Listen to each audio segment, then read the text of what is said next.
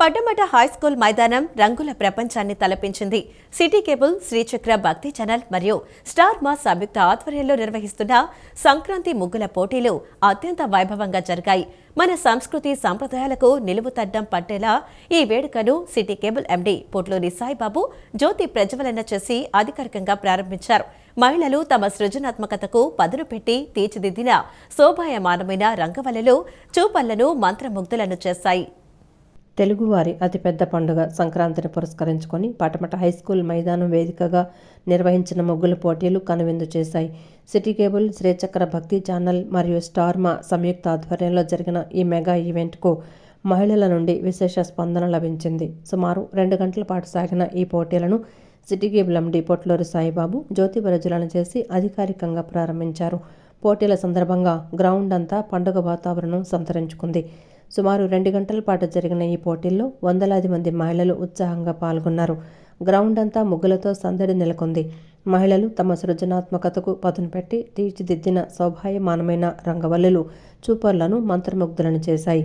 కేవలం ముగ్గులే కాకుండా గ్రామీణ వాతావరణాన్ని తలపించేలా కోడిపందాలు, గంగిరెద్దుల విన్యాసాలు మరియు హరిదాసుల కీర్తనలు కార్యక్రమానికి ప్రత్యేక ఆకర్షణగా నిలిచాయి. అలాగే చిన్నారుల నుండి పెద్దవారి వరకు ఫన్ గేమ్స్ నిర్వహించారు. సంక్రాంతి పండుగ వారం రోజుల ముందే పటమటలో వచ్చిందా అన్నట్లుగా సందడి నెలకొంది. టీడీపీ జిల్లా అధ్యక్షురాలు గద్దె అనురాధ ఈ కార్యక్రమానికి ముఖ్య అతిథిగా విచ్చేసి పోటీల్లో ప్రతిభ కనపరిచిన విజేతలకు బహుమతులు అందజేశారు. ఈ సందర్భంగా ఆమె మాట్లాడుతూ, ఆధునిక కాలంలో మన సాంప్రదాయాలు మరుగున పడిపోతున్న తరుణంలో ఇలాంటి పోటీలు నిర్వహించడం అభినందనీయమన్నారు. ముగ్గులు కేవలం అలంకారం మాత్రమే కాదని అవి మన ఇంటికి శుభాన్ని, ఆనందాన్ని తెచ్చే కళాఖండాలని పేర్కొన్నారు. మహిళల్లో దాగి ఉన్న సృజనాత్మకతను వెలుగు తీయడానికి ఈ వేదిక ఎంతగానో ఉపయోగపడుతుందని పేర్కొన్నారు. ఆడవాళ్ళు ఇది ముగ్గులే కదా అని తీసేయటానికి ఏం లేదు. ఒక ఇంటిని దృఢంగా నిలబెట్టి ఉంచినా అది ఆడవాళ్ల పనే. అదేవిధంగా ఇవాళ బోయింగ్ విమానాలు నడిపినా ఆడవాళ్ళు నడుపుతున్నారు. అన్ని వృత్తుల్లో దేనిలో అయినా కూడా ఇవాళ రాణిస్తున్నారు అని అంటే పూర్వం మనకి దీని ద్వారా మన పెద్దలు మనకిచ్చిన ఈ సంస్కృతిని మనం ముందుకు తీసుకుని వెళ్ళటం అని చెప్పి ఈ సందర్భంగా మరి తెలియజేస్తూ, ఈ ముగ్గుల ద్వారా అంటే ఈ చుక్కల ముగ్గులు కానివ్వండి, ఇలా గీతల ముగ్గులు, ఇవాళ కేవలం ఆ ముగ్గు ప్లేస్లో చాక్ పీస్ వచ్చిందేమో కానీ ముగ్గు మాత్రం ఎవరు లేకుండా ఏ ఇల్లు కూడా ఉండదు. మరి ఆ రకంగా ఈ రోజున శాస్త్ర సాంకేతిక పరిజ్ఞానం ఎంత పెరిగినా కూడా మరి ఒకరికొకరు బంధం నెలకొల్పుకోవటానికి, కుటుంబాన్ని నిలబెట్టడానికి, ముఖ్యంగా ఈ మధ్యన అల్జీమర్స్ అనేది ఒక జబ్బు కూడా ఎక్కువగా వస్తుంది. డాక్టర్లు ఏం చెప్తున్నారంటే అల్జీమర్స్కి ఒక కాన్సన్ట్రేషన్ ఉండాలి అని చెప్పి, మరి ఈ ముగ్గు అనేది వేసేటప్పుడు తప్పకుండా కాన్సన్ట్రేషన్ ఉంటుంది, ఒక క్రమశిక్షణ అనేది ఉంటుంది. మరి ఇవన్నీ కూడా తమ పిల్లలకు నేర్పటం వల్లనే మహిళలు మరి వాళ్ళ బిడ్డలు ఇవాళ కంప్యూటర్స్ ముందు గంటలు గంటలు విదేశాలకు కూడా వెళ్ళి పనిచేస్తున్నారంటే దానికి కారణం ఆ ఓర్పు, ఆ క్రమశిక్షణ, మరి ఆ పనిచేసే విధానం, ఇవన్నీ కూడా తల్లుల ద్వారా నేర్చుకోవడం ద్వారానే సాధ్యమవుతుంది. కాబట్టి మనం ముగ్గే కదా అని తీసేయటానికి లేదు. మరి ఈ ముగ్గు ద్వారా మన సమాజం అనేది కూడా నిలబడి ఉందని చెప్పి మరొకసారి తెలియజేస్తూ, సిటీ కేబుల్ ఇంత పెద్ద ఎత్తున ముందుగానే ఈ పండుగని మరి విజయవాడకి తీసుకొచ్చేసింది. అనంతరం city cable MD Potluri Saibabu మాట్లాడుతూ, ప్రతి ఏటా ప్రజల అభిరుచి మేరకు ఇలాంటి సాంస్కృతిక కార్యక్రమాలు నిర్వహిస్తున్నామని, ముగ్గుల పోటీలకు వస్తున్న ఆదరణ చూస్తుంటే సంతోషంగా ఉందని అన్నారు. ప్రతి సంవత్సరం నిర్వహిస్తున్నట్టుగానే ఈ సంవత్సరం కూడా సంక్రాంతి ముగ్గుల పోటీల్ని ఈ పటమట హై స్కూల్లో నిర్వహించడం జరుగుతుంది. దీనికి ముఖ్య అతిథిగా గద్దె అనురాధ గారు రావడం జరిగింది. ఈ కార్యక్రమంలో మహిళలు ఉత్సాహంగా పాల్గొనడం జరిగింది. దీంట్లో ప్రతి సంవత్సరం లాగానే ఈ సంవత్సరం కూడా సాయి ప్రాపర్టీస్, స్వాతి జ్యువెలరీ మరియు స్టార్ మా వాళ్ళు మాకు తోడ్పాటును అందించడం జరిగింది.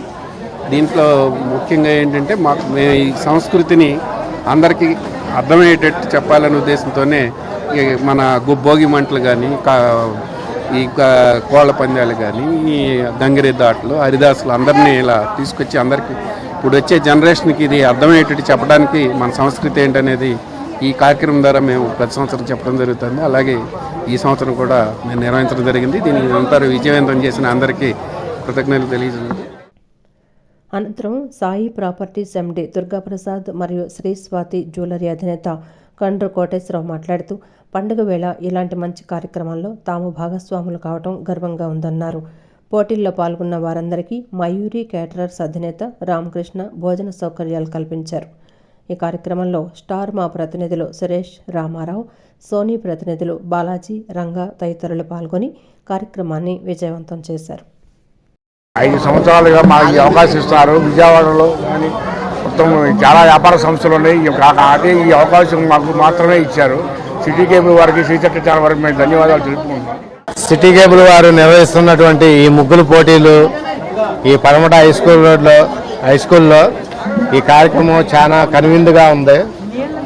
సంక్రాంతి పండుగ కంటే ముందే 10 రోజుల ముందే ఈ కార్యక్రమం నిర్వహించి ఈ పండగ వాతావరణం చాలా ఆనందదాయకంగా ఉంది.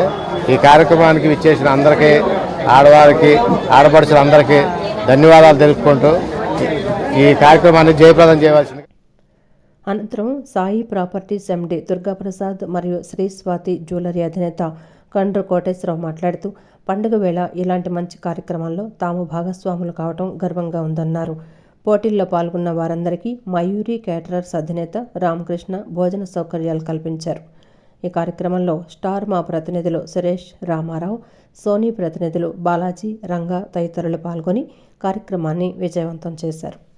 భోగాపురంలో తొలి విమానం ల్యాండ్ కావటం ఎయిర్పోర్ట్ చరిత్రలో కీలక మైలురాయి అని సీఎం చంద్రబాబు నాయుడు అభివర్ణించారు. ఆదివారం భోగాపురం ఎయిర్పోర్టులో తొలి విమానం ల్యాండింగ్ కావడంపై సీఎం చంద్రబాబు నాయుడు తన ఎక్స్ ఖాతా వేదికగా స్పందించారు. ఏపీ విమానయాన రంగంలో మరో చారిత్రాత్మక ఘట్టం నమోదైందన్నారు. వ్యాలిడేషన్ ఫ్లైట్ను విజయవంతంగా పూర్తి చేయడం శుభ పరిణామమని పేర్కొన్నారు. భోగాపురం గ్రీన్ ఫీల్డ్ అంతర్జాతీయ విమానాశ్రయానికి 2014-19 మధ్య ఎన్డీఏ ప్రభుత్వ హయాంలోనే ప్రణాళికలు రచించి పనులు ప్రారంభించామని ఆంధ్రప్రదేశ్ ముఖ్యమంత్రి చంద్రబాబు స్పష్టం చేశారు. భోగాపురం ఎయిర్పోర్ట్లో వ్యాలిడేషన్ ఫ్లైట్ విజయవంతంగా జరగడంపై ఆయన హర్షం వ్యక్తం చేశారు. ఇది రాష్ట్ర విమానయాన రంగంలో ఒక కొత్త మైలురాయని అభివర్ణించారు. ఈ సందర్భంగా ఉత్తరాంధ్ర ప్రజలతో పాటు రాష్ట్ర ప్రజలందరికీ ఆయన అభినందనలు తెలిపారు. ఈ విమానాశ్రయం ఉత్తరాంధ్ర అభివృద్ధికి ఎంతగానో దోహదపడుతుందని, ప్రాంతీయ కనెక్టివిటీని బలోపేతం చేస్తుందన్నారు. భోగాపురం ఎయిర్పోర్ట్లో వచ్చే జూన్ నుంచి వాణిజ్య విమాన సర్వీసులు ప్రారంభించేందుకు చర్యలు తీసుకుంటామని ప్రకటించారు. ఆంధ్రప్రదేశ్ అభివృద్ధికి ప్రధాని నరేంద్ర మోదీ అందిస్తున్న సహకారానికి, ఆయన దార్శనికతకు చంద్రబాబు ధన్యవాదాలు తెలిపారు. ఈ మేరకు ఆయన సోషల్ మీడియా వేదికగా తన అభిప్రాయాలను పంచుకున్నారు. భోగాపురం విమానాశ్రయంలో విమాన రాకపోకలకు సంబంధించి నిర్వహించిన వ్యాలిడేషన్ ఫ్లైట్ విజయవంతం కావడంతో ఉత్తరాంధ్ర అభివృద్ధి వేగవంతం అవుతుందన్న ఆశాభావాన్ని ఆయన వ్యక్తం చేశారు. భోగాపురం అంతర్జాతీయ విమానాశ్రయంలో తొలి విమానం దిగింది. ఉదయం 10:15 తొలి బిజినెస్ ఫ్లైట్ ల్యాండింగ్ అయింది. ఢిల్లీ నుంచి ప్రత్యేక విమానంలో భోగాపురానికి కేంద్ర మంత్రి కింజరపు రామ్మోహన్ నాయుడు, తెలుగుదేశం విజయనగరం ఎంపీ కలిశెట్టి అప్పలనాయుడు చేరుకున్నారు. భోగాపురం ఎయిర్పోర్ట్లో 300 విమానాలు దిగే సదుపాయం కల్పించింది. తొలి దశ నిర్మాణ పనులకు 4,592 కోట్లు వ్యయమైంది. విజయనగరం జిల్లాలోని భోగాపురం అంతర్జాతీయ విమానాశ్రయంలో తొలి విమానం విజయవంతంగా ల్యాండ్ అయింది. ఇవాళ ఉదయం 10:15 సమయంలో ఢిల్లీ నుంచి వచ్చిన వ్యాలిడేషన్ ఫ్లైట్ ఇక్కడి రన్వేపై దిగింది. ఈ విమానంలో కేంద్ర పౌర విమానయాన శాఖ మంత్రి Kinjarapu Rammohan Naidu, Vizianagaram MP Kalisetti Appalanaidu, ATC chairman తదితరులు ప్రయాణించారు. అత్యాధునిక టెక్నాలజీతో నిర్మిస్తున్న ఈ ఎయిర్పోర్ట్ ప్రాజెక్టు పనులు ఇప్పటికే 96% పూర్తయినట్లు నిర్మాణ సంస్థ జేఎంఆర్ వెల్లడించింది. ఈ నేపథ్యంలో విమానాశ్రయాన్ని జూన్ 26న అధికారికంగా ప్రారంభించేందుకు ఏర్పాట్లు వేగవంతం చేశారు. ఈ టెస్ట్ ఫ్లైట్ విజయవంతం కావడంతో త్వరలోనే ఈ ప్రాంతం నుంచి విమాన సర్వీసులు అందుబాటులోకి రానున్నాయి. Capacity where they can do 300 engines per year. This was never heard of in our country because the engine OEMs were not willing to come to India. But with good policy making, but with good trust factor that India is creating globally, and under the dynamic and stable, decisive leadership our Prime Minister is giving to this country, the foreign OEMs are willing to come now, and Safran is a very big example for that. Now we want to expand on that. What we are seeing in Hyderabad, what we are seeing in Mumbai, what we are seeing in Bangalore. All these are aviation hubs, and including Delhi also. These are aviation hubs that are coming up in the country. What we want to do is expand this network right now.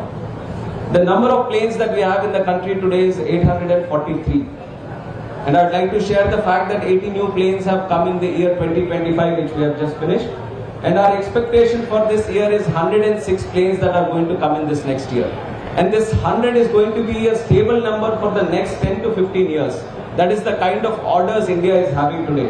Let it be Indigo, let it be Air India, let it be Akasa, let it be SpiceJet, or some of the new players, Star Air also, which is a very new and young budding player that is coming. Even they want to order more aircrafts because that is the kind of demand India has today. So this is going to be a continuously growing sector for the next 10 to 20 years. What we are trying to do on behalf of the Ministry of Civil Aviation of the central government is to cater for that demand.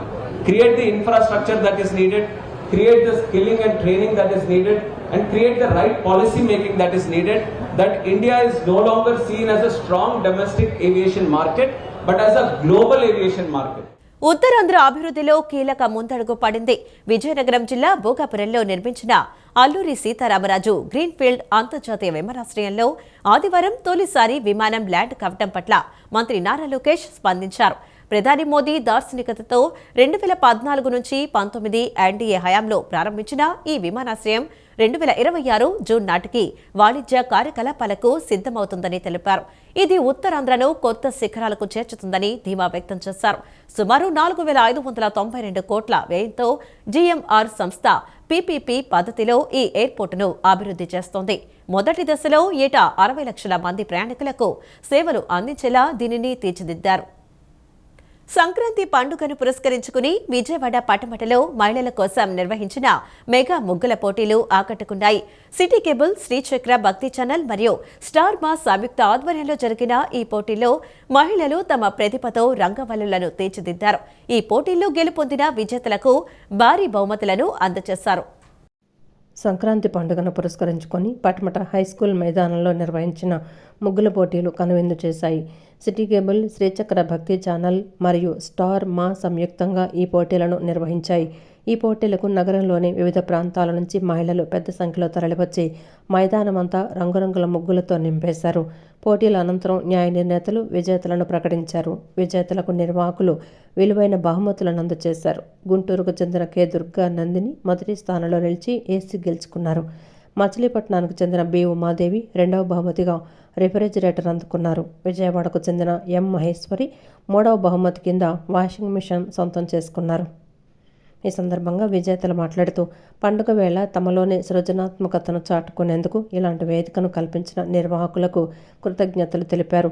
Sankranti సాంప్రదాయాన్ని కాపాడటమే కాకుండా తమను ప్రోత్సహించడం సంతోషంగా ఉందని వారు ఆనందం వ్యక్తం చేశారు. నేను మచిలీపట్నం నుంచి వచ్చాను. లాస్ట్ ఇయర్ అంతకుముందు ఇయర్ కూడా నాకే ఫస్ట్ వచ్చింది. నాకు సిటీ కేబుల్లో ఇలా రావడం చాలా సంతోషంగా ఉంది.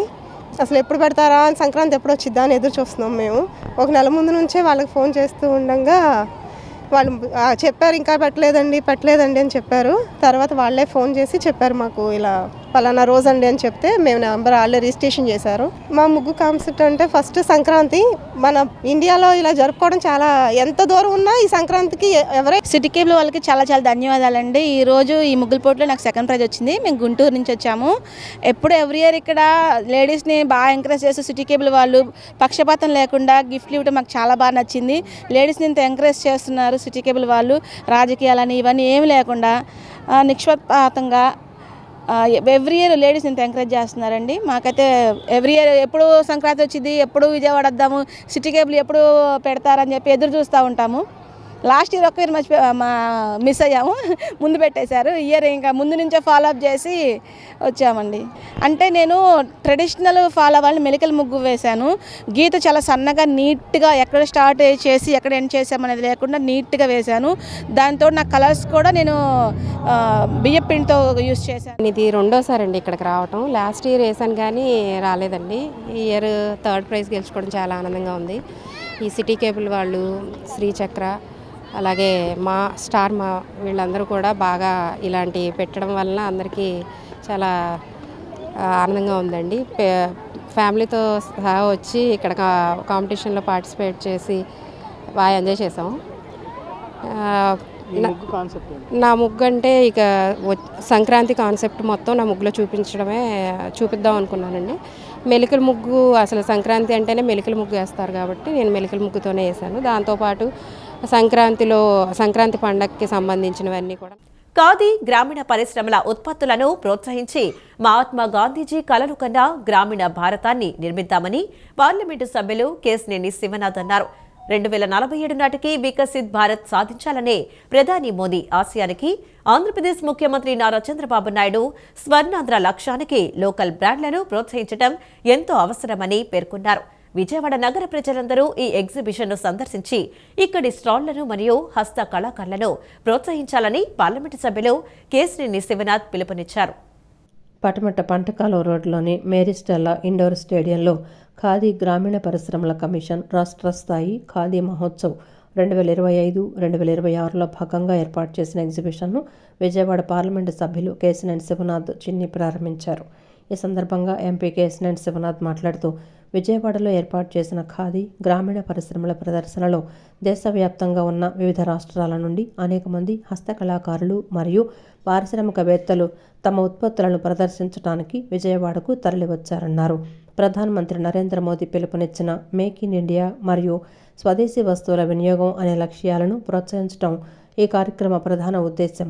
ప్రధానమంత్రి ఉపాధి కల్పన పథకం ద్వారా ఎంతోమంది యువకులు సబ్సిడీ లోన్లు పొంది స్వయం ఉపాధి సాధిస్తూ సొంత కాళ్లపై నిలబడటం పట్ల సంతోషం వ్యక్తం చేశారు. అనంతరం రాష్ట్ర సంచాలకులు డాక్టర్ ఎస్ గ్రీప్ మాట్లాడుతూ ఖాదీ గ్రామీణ పరిశ్రమల కమిషన్ భారత ప్రభుత్వం సంయుక్త ఆధ్వర్యంలో PMEGP ఖాదీ మార్కెటింగ్ రాష్ట్ర స్థాయి సంయుక్త మార్కెటింగ్ ఎగ్జిబిషన్ను ప్రారంభించడం జరిగిందన్నారు. ఈ ఎగ్జిబిషన్ 10 రోజుల పాటు నగర ప్రజలకు అందుబాటులో ఉంటుందన్నారు.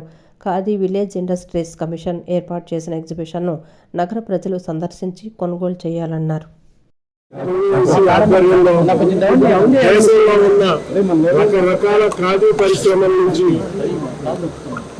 అన్ని దేశం నలుమూలల నుంచి అందరూ ఇక్కడ ఎగ్జిబిషన్కి వచ్చి వాళ్ళ ప్రోడక్ట్ ని డిస్ప్లే చేసి ఈ 10 రోజులు విజయవాడ నగర వాసులకి దేశ విదేశాలకి ఎక్స్పోర్ట్ అయ్యే విధంగా ఉండే ఖాదీ మెటీరియల్ ని ఇక్కడ మనకు అందుబాటులో ఉంచారు.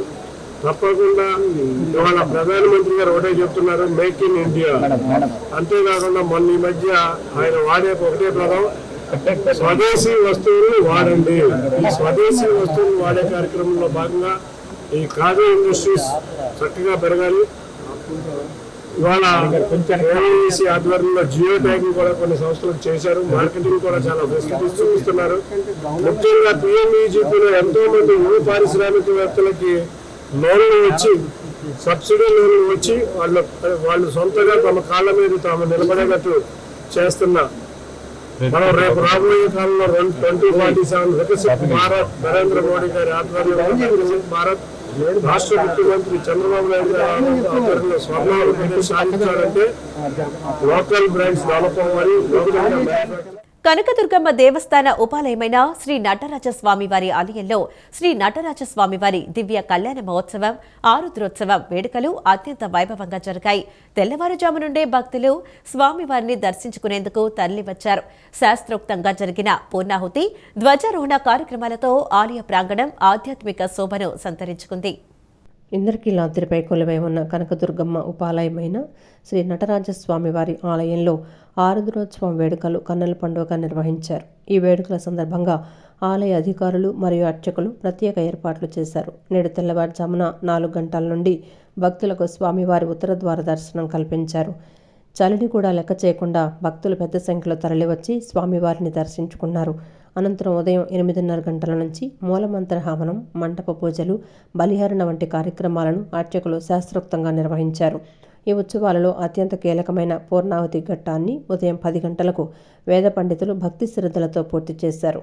ఆ తర్వాత ధ్వజారోహణ మహోత్సవం వైభవంగా జరిగింది. విశేషమైనటువంటి యొక్క అభిషేకాలు, మరి అర్చనలు, కళ్యాణోత్సవాలు చేయటం ఆనవాయితీ. మరి అలాగే మన దుర్గామల్లేశ్వర స్వామి వారి దేవస్థానంలో నటరాజస్వామి వారిని అనాదిగా ఇక్కడ స్థాపన చేయటం జరిగింది. శివకామ సుందరి సమేత నటరాజస్వామి వారికి, ఈ శివకామ సుందరి సమేత నటరాజస్వామి వారికి ఈ ఆర్ద్రోత్సవం సందర్భంగా త్రయాణిక దీక్షాపూర్వకంగా కళ్యాణోత్సవం చేయటము అనాది నుంచి కూడా ఆనవాయితీగా ఉంది. అటువంటి కళ్యాణోత్సవం మొన్నన ప్రారంభం చేసి నిన్న రాత్రి ఆర్ద్రా నక్షత్రయుక్తం అయ్యున్నది. అందువల్ల ఈ ఆర్ద్రా నక్షత్రం నాడు రాత్రి మా కార్యనిర్వహణాధికారి వారు మరి అట్లాగే మా పాలక మండలి చైర్మన్ గారు మరి అందరూ కూడాను సంయుక్తంగా ఉండి ఈ కళ్యాణోత్సవాన్ని అత్యంత వైభవపేతంగా చేయటం జరిగింది. ఈరోజు మహాపూర్ణాహుతి కార్యక్రమంతో ఈ కళ్యాణోత్సవం పరిసమాప్తి అయింది. సాయంత్రం ఈ శివకామ సుందరి సమేత నటరాజస్వామి వారిని నగరోత్సవానికి తీసుకెళ్ళడం జరుగుతుంది. దీంతో మొత్తం ఈ కార్యక్రమాలు పరిసమాప్తి అవుతాయి. ఈ ధనుర్మాసంలో శివుణ్ణి దర్శించిన మరి అట్లాగే విష్ణువుని దర్శించిన విశేషమైనటువంటి ఫలం చెప్పబడడం జరుగుతున్నది. అందువల్ల ఇది కేవలం వైష్ణవులకనే కాదు, స్మార్త దేవాలయాలకు కూడాను అత్యంత ప్రాశస్యమైనటువంటిది. ఆర్ద్రా నక్షత్రం ఈశ్వరుడి యొక్క జన్మ నక్షత్రం. ఆర్ద్రా నక్షత్రకు రుద్రో దేవత అని వేదంలో చెప్తున్నది. మరి రుద్రదేవతాకారమైనటువంటి రుద్రుడి యొక్క నక్షత్రం ఆర్ద్రా నక్షత్రం. ఈ నక్షత్రంలో కళ్యాణోత్సవం గనక తిలకిస్తే సర్వ పాపములన్నీ కూడాను నివారణ అవుతాయి. రాయలసీమ లిఫ్ట్ ఇరిగేషన్ పనులు నిలిపివేయించానన్న సీఎం రేవంత్ రెడ్డి వ్యాఖ్యలను ఏపీ ప్రభుత్వం ఖండించింది. తెలంగాణ ప్రయోజనాల కోసం పనులు నిలిపివేశారన్న రేవంత్ వ్యాఖ్యలను తప్పుపట్టింది. రేవంత్ రెడ్డి చేసిన వ్యాఖ్యలు అసంబద్ధమని పేర్కొంది. చంద్రబాబు కేంద్రంగా తెలంగాణలో అధికార విపక్షాలు రాజకీయ లబ్ధి పొందే ప్రయత్నం చేస్తున్నట్లు ఆరోపించింది. ఏపీ నీటి హక్కులు, సీమ సాగునీటి ప్రయోజనాల విషయంలో రాజీ ఉండబోదని తెలిపింది. రాయలసీమ లిఫ్ట్ ఇరిగేషన్ పనులు నిలిపివేయించానన్న సీఎం రేవంత్ రెడ్డి వ్యాఖ్యలను ఏపీ ప్రభుత్వం ఖండించింది. జగన్ హయాంలో అనుమతులు లేకుండా రాయలసీమ లిఫ్ట్ ప్రాజెక్టు పనులు చేపట్టారన్నారు. సీమకు రోజుకు 3 టీఎంసీలంటూ ప్రకటనలతో జగన్ ప్రభుత్వం పనులు చేపట్టిందన్నారు. జగన్ ప్రచారంతో లిఫ్ట్ పనులపై తెలంగాణ ప్రభుత్వం కోర్టులో కేసులు వేసిందన్నారు. కేంద్రం ఎన్జీటీతో పాటు పలుచోట్ల ఫిర్యాదు చేసిందన్నారు. తెలంగాణ ఫిర్యాదులను విచారించి అనుమతులు లేనందున పనులు నిలిపివేయాలని 2020లోనే ఎన్జీటీ కేంద్రం ఆదేశాలిచ్చిందన్నారు. 2024లో కూటమి ప్రభుత్వం అధికారంలోకి రాకముందే కేంద్రం పనులను నిలిపివేయించిందని ఏపీ ప్రభుత్వం తెలిపింది. గన్నవరం నియోజకవర్గ అభివృద్ధియే తన ఏకైక అజెండా అని, గ్రామాల్లో నెలకొన్న ప్రజా సమస్యల పరిష్కారానికి నిరంతరం కృషి చేస్తానని ఆంధ్రప్రదేశ్ ప్రభుత్వ విప్ గన్నవరం శాసనసభ్యులు యార్లగడ్డ వెంకట్రావు స్పష్టం చేశారు. రోడ్డు ఆక్రమణల తొలగింపు తప్పనిసరిగా చేయాల్సి ఉన్నప్పటికీ వ్యాపారులు నష్టపోకుండా ప్రత్యామ్నాయ ఏర్పాట్లు చేయాల్సిన బాధ్యత ఉందన్నారు. తాను వ్యాపారులకు వ్యతిరేకం కాదని, గ్రామాభివృద్ధి కోసమే కొన్ని కఠిన నిర్ణయాలు తీసుకోవాల్సి వస్తుందని స్పష్టం చేశారు. గన్నవరం నియోజకవర్గ అభివృద్ధియే తన ఏకైక ఎజెండా అని, గ్రామాల్లో నెలకొన్న ప్రజా సమస్యల పరిష్కారానికి నిరంతరం కృషి చేస్తానని ఆంధ్రప్రదేశ్ ప్రభుత్వ విప్ గన్నవరం శాసనసభ్యులు యార్లగడ్డ వెంకట్రావు స్పష్టం చేశారు. నేడు విజయవాడ రూరల్ మండలం నున్న గ్రామంలో పర్యటించిన ఆయన పల్లె పండుగ 2.0 కార్యక్రమంలో భాగంగా 2 లక్షల వ్యయంతో నిర్మించిన గోకులం షెడ్డును, అనంతరం కోటగట్టు సెంటర్లో నూతనంగా నిర్మించిన సర్దార్ గౌతు లచ్చన్న గౌడ్ బస్సు షెల్టర్ను ప్రారంభించారు. ఈ సందర్భంగా ఆయన మాట్లాడుతూ, గత ఎన్నికల్లో వైసీపీ మద్దతుదారులు ఎక్కువగా ఉన్నప్పటికీ నున్న గ్రామం నుండి తనకు 1500 ఓట్ల మెజారిటీ లభించిందని గుర్తు చేశారు. నున్న వెస్ట్ బైపాస్ అండర్ పాస్ నుంచి నున్న సెంటర్కు వచ్చేసరికి రోడ్డు కుంచుకుపోవడంతో నిత్యం ట్రాఫిక్ సమస్యలు ఎదురవుతున్నాయని, దీనికి పరిష్కారంగా 9 కోట్ల అంచనాతో రోడ్డు విస్తరణ ప్రతిపాదనలు సిద్ధం చేశామని తెలిపారు. ఇప్పటికే 4.30 కోట్ల నిధుల కోసం ఎన్టీఆర్ జిల్లా కలెక్టర్ను కోరినట్లు వెల్లడించారు. రోడ్డు ఆక్రమణల తొలగింపు తప్పనిసరిగా చేయాల్సి ఉన్నప్పటికీ వ్యాపారులు నష్టపోకుండా ప్రత్యామ్నాయ ఏర్పాట్లు చేయాల్సిన బాధ్యత ఉందన్నారు. తాను వ్యాపారులకు వ్యతిరేకం కాదని, గ్రామాభివృద్ధి కోసమే కొన్ని కఠిన నిర్ణయాలు తీసుకోవాల్సి వస్తుందని స్పష్టం చేశారు.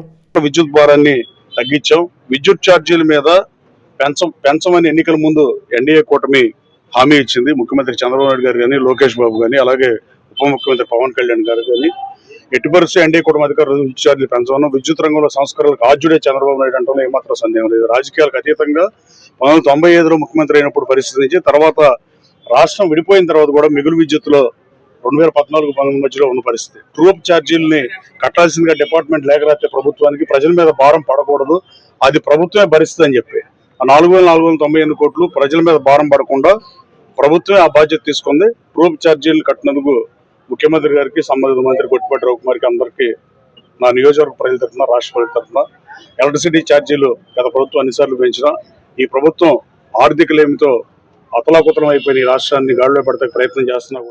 రాష్ట్రంలో 108 అంబులెన్సుల సేవలకు సంబంధించి ప్రతిపక్ష వైసీపీ, ఆ పార్టీ అనుబంధ మీడియా చేస్తున్న ప్రచారాన్ని కూటమి ప్రభుత్వం తీవ్రంగా ఖండించింది. కడప ఎమ్మెల్యే మాధవిరెడ్డి రిమ్స్ ఆసుపత్రి ప్రాంగణంలో గత ప్రభుత్వ హయాంలో మూలన పడిన అంబులెన్స్లను మీడియాకు చూపించారు. కొత్త ప్రభుత్వం కడపకు 6 కొత్త అంబులెన్స్లను కేటాయించిందని తెలిపారు. ఏలూరు ఎమ్మెల్యే బడేటి రాధాకృష్ణ కూడా జిల్లా ఆసుపత్రిలో కొత్తగా వచ్చిన 6 అత్యాధునిక అంబులెన్స్లను చూపిస్తూ వైసీపీకి విమర్శించేందుకు ఏఎంసల్ లేక తప్పుడు ప్రచారాలు చేస్తుందని విమర్శించారు. మొత్తం మీద వైసీపీ ఆరోపణలను కూటమి ప్రభుత్వం, ఎమ్మెల్యేలు ఎప్పటికప్పుడు ఆధారాలతో తిప్పికొడుతున్నారు. వాళ్ళు కొన్నప్పుడు అన్నీ కూడా బాగున్నా సరే వాళ్ళు అరవిందో వాళ్ళు మరి ఏదైతే డబ్బు ఖర్చు పెట్టి ప్రతి ఒక్కటి కూడా కొత్త అంబులెన్సులు కొనాలన్న ఉద్దేశంతో కొత్త అంబులెన్సులు వాళ్ళందరూ కూడా కొన్నారు.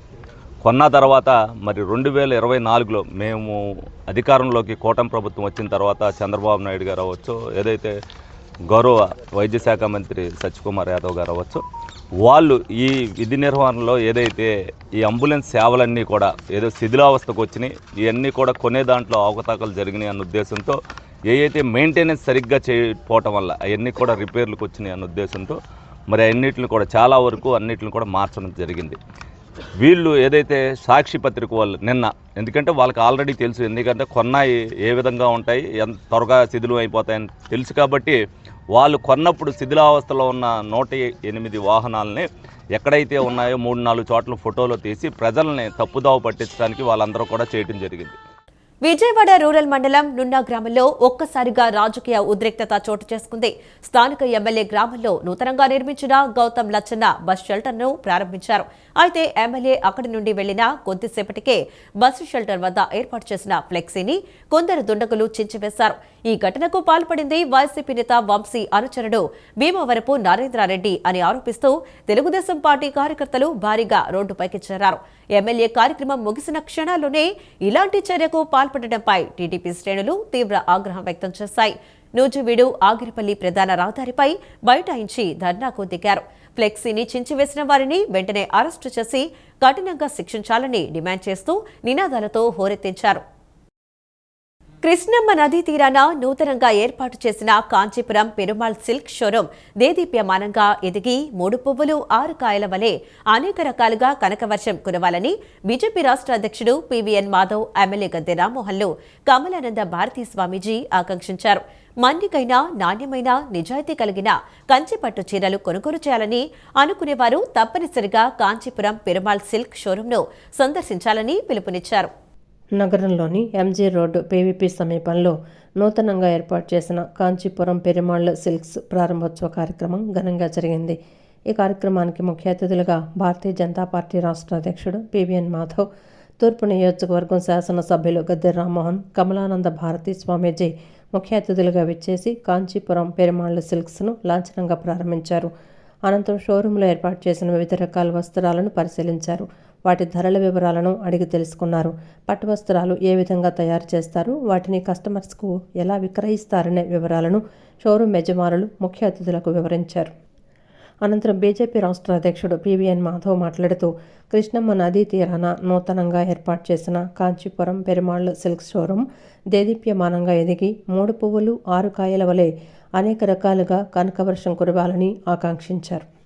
ఏదైతే శుభమస్తు అనే ఒక సిరీస్లో సుమారు రాష్ట్ర వ్యాప్తంగా అనేక రకాల షాపులు, బ్రాంచ్లు నెల్లూరు నుంచి ప్రారంభమైన ఆ యొక్క ప్రవాహం అన్ని చోట్ల కూడా విస్తరించింది. ఇవాళ ఒక కొత్త రూపంలో కంచిపురం సిల్క్స్ పేరు మీదట, పెరుమాళ్ సిల్క్స్ పేరు మీద విజయవాడ రావటం ఏదైతుందో ఇది శుభ పరిణామంగా భావిస్తున్నాను. ముఖ్యంగా ఎవరైతే మన్నికైన నాణ్యమైన అలాగే నిజాయితీ కలిగిన చీరలు, కంచి పట్టు చీరలు కొనుక్కోవాలనుకుంటారో వాళ్ళు తప్పనిసరిగా ఈ యొక్క పెరుమాళ్ కంచిపురం సిల్క్ హౌస్కి రావడం, అక్కడ సరసమైన ధరకే నాణ్యమైన కంచి పట్టు చీరలు లభ్యమయ్యే విధంగా వాళ్ళు చేయటం జరిగింది. వాళ్ళ యొక్క వ్యాపార సరళి కూడా ఆ విధంగా ఉంటుంది. ఆ విధంగా వాళ్ళకి ఉన్న పేరు ఏదైతుందో మరింతగా వ్యాపించాలని, ముఖ్యంగా ఈ కృష్ణమ్మ నది తీరాన ఈ యొక్క షాప్ కూడా దేదీప్యమానంగా ముందుకు వెళ్ళాలని చెప్పి, అలాగే 3 పువ్వులు 6 కాయలతో పాటు అనేక రకాల కనక వర్షం కూడా వాళ్ళకి కురవాలని చెప్పి ఆ విధంగా ఈ యొక్క షాప్